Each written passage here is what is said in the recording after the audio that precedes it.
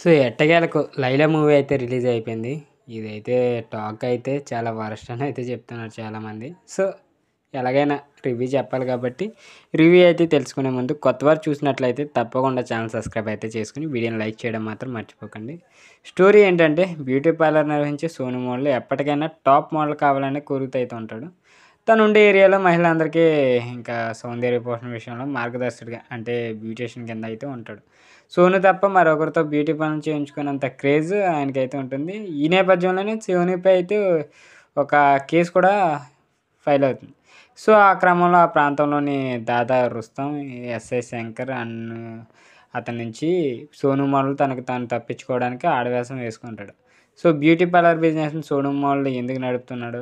Beauty parlour నడపడం వెనక కారణం ఏంటి? ఇక ప్రియురాలతో ఎలా ప్రేమలో పడ్డాడు? ఎస్ఐ శంకర్ నుంచి ఎదురయ్యే సమస్యలేంటి? అభిమన్యు భార్యకు ఎదురైన సమస్య ఏమిటి? ఆడవేషంలో అందరినీ ఎలా బురిడీ కొట్టించాడు? రుస్తం ఎస్ఐ శంకర్‌ని ఎలా గుణపాఠం నేర్పాడనే ప్రశ్నలకు సమాధానమే ఈ స్టోరీ. సో, ఈ 'లైలా' సినిమా విషయానికొస్తే 80 దశకంలో కూడా ఇలాంటి సినిమాలు రాని పరమ రొటీన్ మూవీ అని చెప్పొచ్చు. పేలవమైన కథ, ఇక నాసిరకం స్క్రీన్ ప్లే ఈ సినిమాకి ప్రతికూలంగా మారాయి. ఇక కథకు తగ్గట్టుగా ప్రొడక్షన్ వాల్యూస్ కూడా అంతే ఉన్నాయి. ఇక ఆడియన్స్ మంచి అనుభూతిని అందించే సినిమాలు తీసే షైన్ స్క్రీన్ నుంచి ఇలాంటి మూవీ రావడం జీర్ణించుకోలేకపోయారనే చెప్పాలి చాలామంది.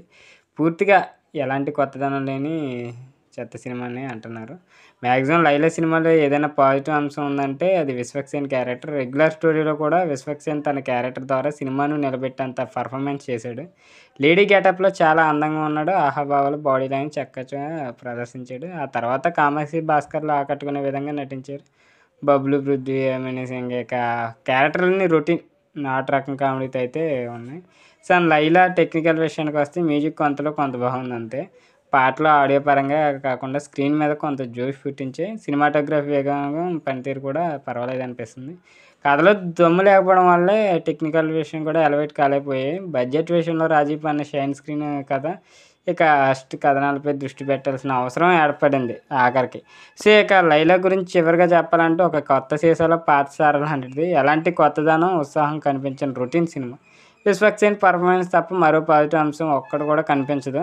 ఏమైనా బీసీ సెంటర్‌లో ఆడియన్స్ కనెక్ట్ అయితే ఓ మోస్తరుగా ఈ సినిమా ఫలితం ఉండొచ్చు అనిపిస్తది. ఇక విశ్వక్సేన్ కెరియర్‌లో పరమ రొటీన్ సినిమాగా అయితే చెప్పుకోవచ్చు. సో, ఇది ఈరోజు వీడియో.